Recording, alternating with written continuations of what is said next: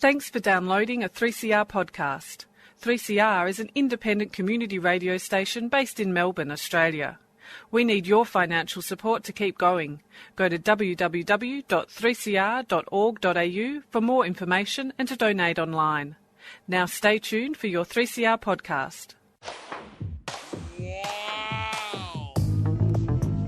But you also had people that were very fine people on both sides. And the aliens would mind meld and give them the technology. They're bad aliens. So are you surprised that Nazis were influenced by demons? No, if demons are real, I would definitely think they'd be on the side of the Nazis. Yeah. McDonald's is connected to the Clintons. They chop up the bodies and put them into the sausage and hamburgers. People are being cannibalized. Look it up. And I'm watching CNN talk about this as violent white nationalist protests. We have done everything in our power to keep this peaceful, you know? It's Pepe's become kind of a symbol.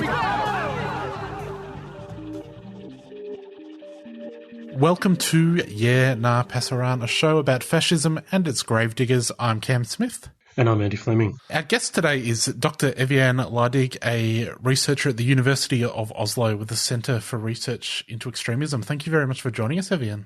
Thank you for having me. So you've recently been awarded your PhD. Your dissertation was on the subject of connections between Hindutva activists in India and Brexiteers and Trump supporters within the Indian diaspora in the UK and America. I wonder if you could just tell us a little bit about what you found in your research and how you went about finding it. Yeah, absolutely. So, when I started off doing my PhD, I was planning to look at Hindutva or Hindu nationalism within India and how it's become very much a middle-class, urban, youthful phenomenon. But then 1 month after I started my PhD, Donald Trump was elected to the presidency of the US, and, that earlier that year, the Brexit referendum had passed as well. So I ended up writing an op-ed looking at Indian Americans that support Trump because, only 3 weeks before the election was held, Trump held a rally specifically targeting Indian Americans. And I was quite surprised that a president so soon to the election date would hold a rally for a population that essentially constitutes less than 1% of the US population. So I did some digging in, and what I found was really quite fascinating, which was this emergence of global connections of the far right. So in my dissertation, I do this through looking at diaspora networks, but also how social media spaces play an essential role towards, connecting these shared far right agendas. So I do that by looking at Hindu nationalism in Modi, and how that connects to Indian American support for Trump in the US and British Indian support for Brexit in the UK. Trump and Modi have been considered by some to be political colleagues. What do you understand? What are the similarities and differences between their politics and their rule?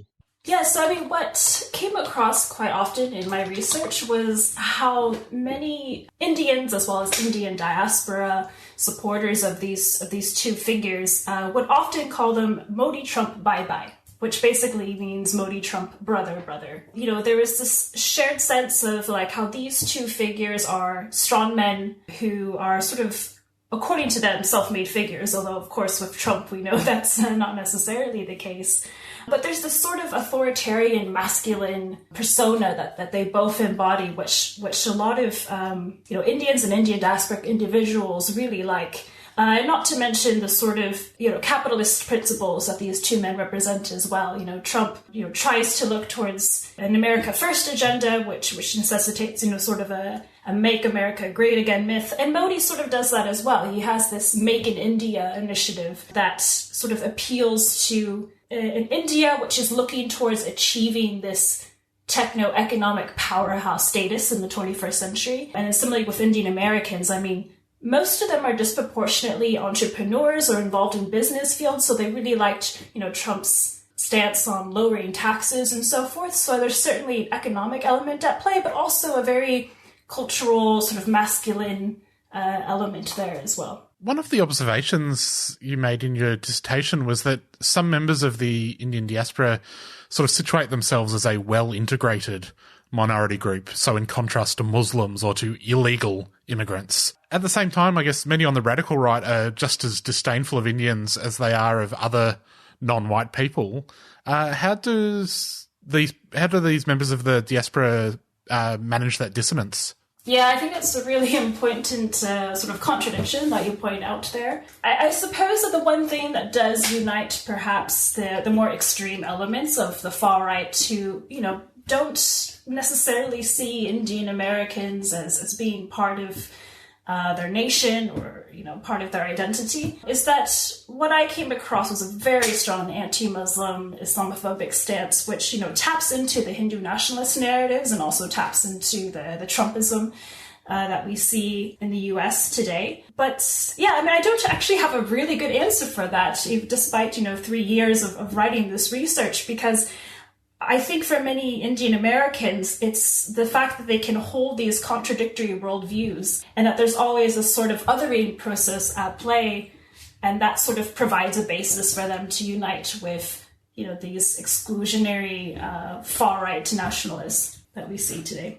I guess coming from the opposite direction, for some on the very radical right, particularly those engaged with sort of esoteric ideas, India looms large in the imagination in terms of, the myth of the Indo-European Aryan people brought low by pernicious outsiders. You can look at people like Dugan and Steve Bannon, who've flirted, I guess, with the idea that we're in the Kali Yuga, the age of turmoil predicted by ancient Hindus, that Trump is sort of a manifestation of Kalki, the final avatar of Vishnu. And people like, Richard Spencer saying that white people can't culturally appropriate yoga because Brahmin are actually white. So as the kids would say, I guess they stan. But to what extent is that stanage reciprocated? Yeah, you've touched upon, I think, a very esoteric element of the extreme far right. Certainly we look at figures like Greg Johnson, who publishes the Countercurrents White Nationalist publishing house. And, Greg Johnson has a whole archive of works by Savitri Devi. So she was this French-Greek intellectual who traveled to India and was fascinated by ideas of Aryanism stemming from the Indo-European tradition. And you're right in pointing out that certain intellectual figures like Dugan and Bannon, who, Bannon himself wanted to create a Breitbart India in 2015. He was sort of enamored by the rise of Modi at that time, but, ultimately it didn't take hold.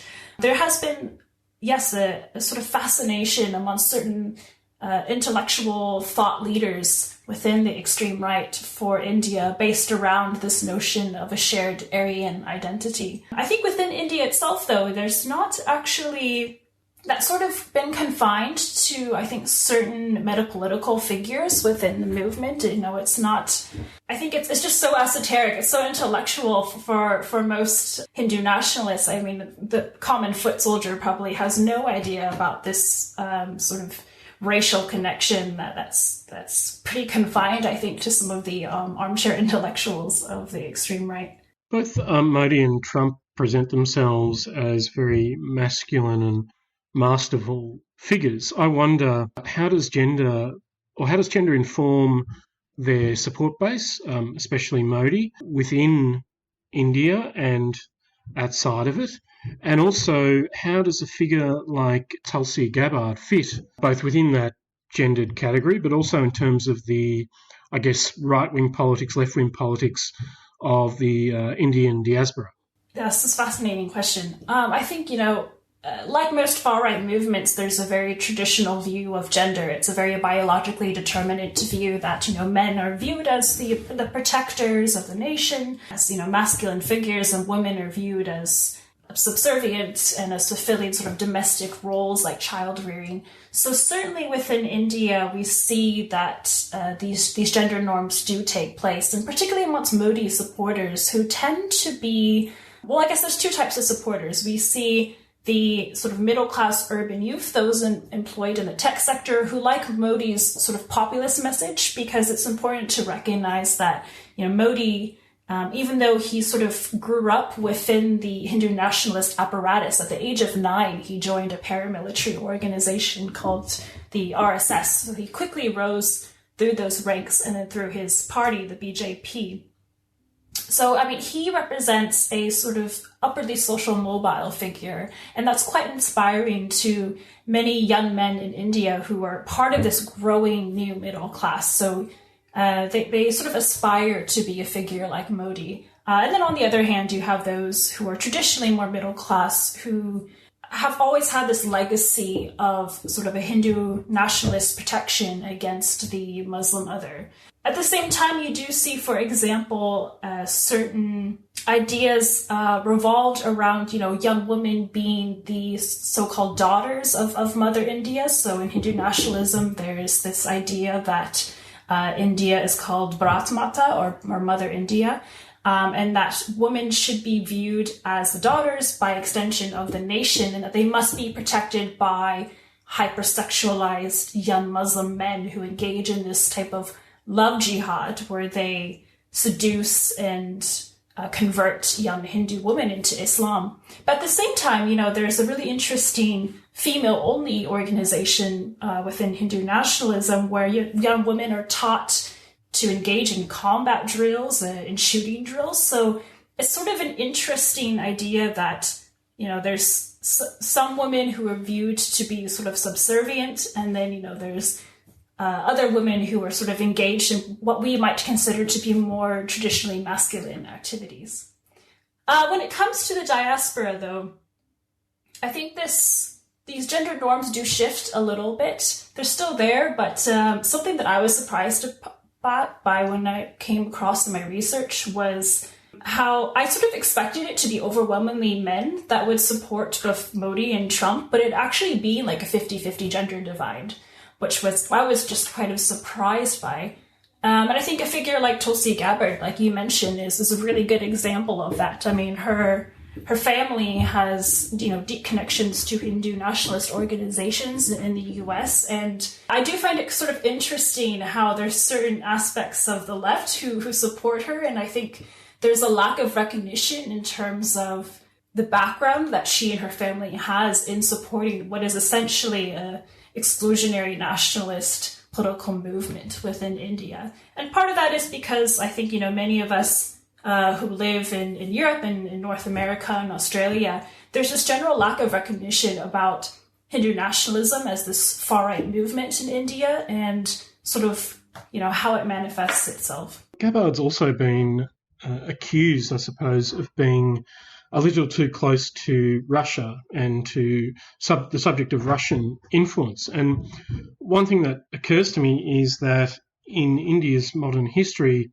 as I understand it, it was part of the non-aligned movement for many years and was arguably as a whole more sympathetic to the East than to the West. Following the collapse of communism, is there a shift, or has there been a shift in terms of the, general political direction within India? I would say that the year 1991 was pretty significant for India. So that's when India opened up to neoliberalization. This also became an opportunity for the BJP, which is Modi's party, to sort of seize upon this growing sentiment within India about, free market principles, towards capitalism, towards privatization, and so forth. Yeah, I think that, this has also been a couple decades in the making, and now, this neoliberalist mindset is very popular within India, and Modi sort of seized upon that opportunity to present, in particular, India as this techno-economic powerhouse in the 21st century. It's a growing sector for India and for its diaspora as well. But I think it's kind of an interesting point in terms of, there hasn't always been this very neoliberal mindset within India. If we look before 1991 and during the Cold War, it's exactly as you mentioned, India sort of was part of this non-alignment movement. Neoliberalism generally is a doctrine or a practice that tends to favour the rich over the poor. I wonder, what are the class dimensions? How does caste or caste function in terms of the Modi's appeal, and is it the case that the bulk of his support comes from the urban middle classes? What about the peasantry, for example? So I will say that in its origins and throughout history, Hindu nationalism has been predominantly an elitist phenomenon and a middle-class phenomenon. So it's had this legacy for a while amongst the middle class. And sort of as I mentioned earlier, Modi is seen as this upwardly socially mobile figure who the growing new middle class sort of aspires to. I think for many within this new middle class, it's this idea that, Hindu nationalism used to be a very elitist movement. And, by default, through Modi, there's this potential there to sort of achieve that status within Indian society. So it's sort of telling to see how the country's, economic transformations have been intertwined with this sort of socio-cultural aspirations. But in terms of the peasantry in Modi, I mean, that's, this isn't precisely my area of research, but it's certainly an interesting one. I think, Hindu nationalism and the BJP, they're very good at sort of adopting their narratives according to different classes and different local conditions, depending on where they might campaign or where they might rally. But yeah, I mean, I'm not exactly an expert on this topic, but it'll be interesting to see as the middle class in India continues to grow and as we continue to see more of a rural migration to urban centers and how this, might impact the sustenance of Hindu nationalism over time. You're listening to 3CR 855 AM, 3cr.org.au and 3CR Digital on your DAB radio. We are talking to Dr. Eviane Leidig about Hindutva, fascism and connections to the global far right. You've written about the online cultures that have been created to promote Modi and Hindu nationalism. And just a few months ago, in light of the recent passage of legislation in the Indian Parliament, which arguably seeks to marginalise and even criminalise Muslim populations within India. In Melbourne, there was a solidarity demonstration organised in opposition to the legislation. This was advertised on Twitter and it was swamped by hundreds, seemingly, of highly or very hostile responses.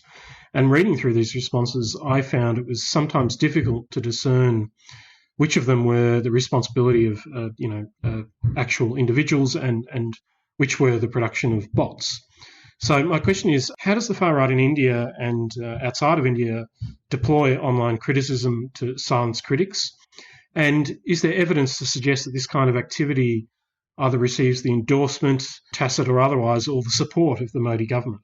So Hindu nationalism and the BJP, they've essentially recruited what's known to be as internet Hindus or cyber Hindus, and these are predominantly men who are recruited in order to promote pro-Modi and pro-Hindu nationalist content on social media, as well as sort of anti-Muslim and in particular anti-Pakistan content as well. What's interesting about this phenomenon of internet Hindus is that it's essentially a massive network of keyboard warriors who are employed by the BJP to disseminate this propaganda online. So it's a very professionalized operation, which is not only employed within India, but within the diaspora at large. Many people may not know this, but Modi's communications team was based in the US, and his head of communications and of social media operations was educated in the US. So there's a massive sort of global network here that's supported by the diaspora. And, this is something in my research which sort of led me then towards understanding, how there could be certain connections between Hindu nationalism and other far-right networks, particularly those within the West, because of this very professionalized and slick online operations campaigns. And it's sort of how Hindu nationalist narratives then get merged within the sort of far-right narratives that we become familiar with within Western countries. One of the points you made in your dissertation is that one way the diaspora has influenced Hindutva organisations in India is by bringing back the language of multiculturalism, which is then sort of repurposed to suit an exclusionary politics. I guess one example of that would be the Citizenship Amendment Act. Could you speak to how multiculturalism is understood or how it's weaponized in India as opposed to, say, in Australia or the US? Yeah, so I sort of argue in my research that the language of multiculturalism, so this idea of a politics of recognition based around certain ethnic or religious minorityhood has traveled from diaspora Hindu nationalist organizations towards India. So this notion of, let's say, a majority versus minority discourse, which I think is quite ironic considering that in India, Hindus are 80% of the population. So this idea that they're somehow victimized minorities is a bit mind-boggling to me. I mean, other than that, I haven't really seen too much with regards to how the diaspora has sort of influenced Hindu nationalism within India, besides, things like fundraising and so forth, and perhaps IT skills. But I think that there's a certain shift at the moment when it comes towards how the far right is responding to narratives like multiculturalism. I mean, when we think about how the far right views multiculturalism, they often talk about it as being a failure, as being, as quote unquote having appeased certain religious minority communities within Western countries. And so I also thought that this was sort of a paradox because there are so many diaspora Hindu nationalist organizations in Western countries which have benefited from multiculturalism as a way of securing representation within, the lobbying apparatus or through grassroots mobilization and campaigning. Then, I sort of realized over time that, despite being beneficiaries of multiculturalism, diaspora Hindu nationalist organizations do sort of find, through this sort of strange manner, they sort of find that, at least they can consider themselves to be quote unquote well-integrated minorities within Western countries, as opposed to perhaps the so-called unassimilating tendencies of Muslims. And this provides a sort of basis of commonality with far-right movements that we see in Western countries. We're in the midst of a global health crisis, I'm sure you've noticed. Yeah, is there? The global far right, at least in the West, it seems, is using it to gear up for conflict with China. How is the Indian far right tackling coronavirus, and to what ends are they using it? Yeah, I mean, I think we're starting to see a sort of global merging in how far-right movements around the world are sort of employing and sort of hijacking the fears and anxieties around the coronavirus. So, I mean, in India, there was, for instance, a congregation of Muslims who met for sort of an annual Islamic conference, and shortly after that conference took place, there was a massive spike in the number of positive coronavirus cases from the attendees at that conference. This was in March. So, I mean, this instigated a sort of massive coordinated response from the Indian far right to essentially promote these anti-Muslim coronavirus conspiracy theories about how this was essentially a tool being used by Muslims, and a biological tool used by Muslims, that is, in order to, quote, sort of Islamicize India and sort of create the downfall of Hindus. So it's quite similar to other sort of far-right conspiracy theories that we see circulating at the moment when it comes to coronavirus. I mean, not to mention, of course, the sort of vehement xenophobia, so this anti-China conspiracy theories that, we've seen around the world as well. Something which I picked up upon recently is there's been these massive social media campaigns, so using hashtags like Corona Jihad, which is sort of a play on the love jihad theme, as sort of a way of sort of circulating viral misinformation videos about how Muslims are supposedly using the virus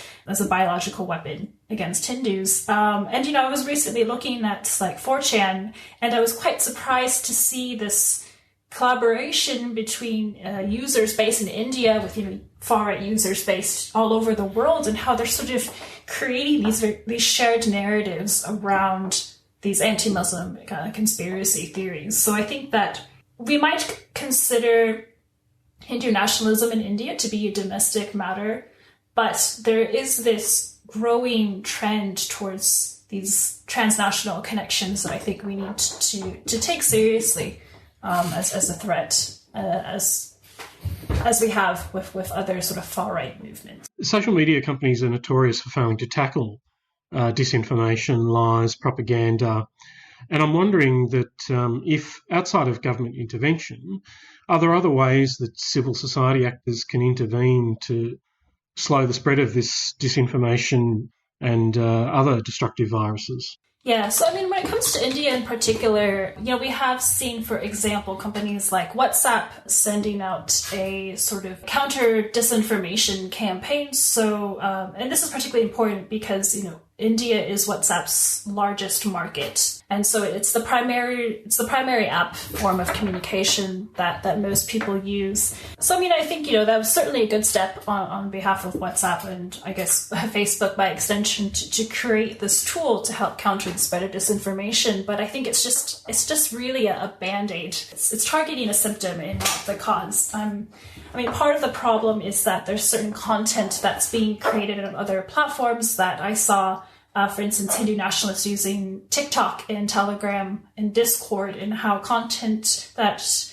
emerges or that originates on these platforms are then being shared on WhatsApp. So, there's an issue when it comes to governing these platform spaces, because at what point, who decides on the coordination of regulation across platforms? I think it can be quite difficult. But in terms of civil society actors, just us and the public, I have seen, certain creative strategies that we've used in order to counter the spread of disinformation. And it's not just about education and literacy on platforms, but it's also in terms of challenging this information, whether it's through humor or through satire, in a way that I think, encourages critical thought and not simply just, censoring content or taking down content. And I think, this is perhaps the most effective way of being able to counter, these disinformation campaigns that are being created by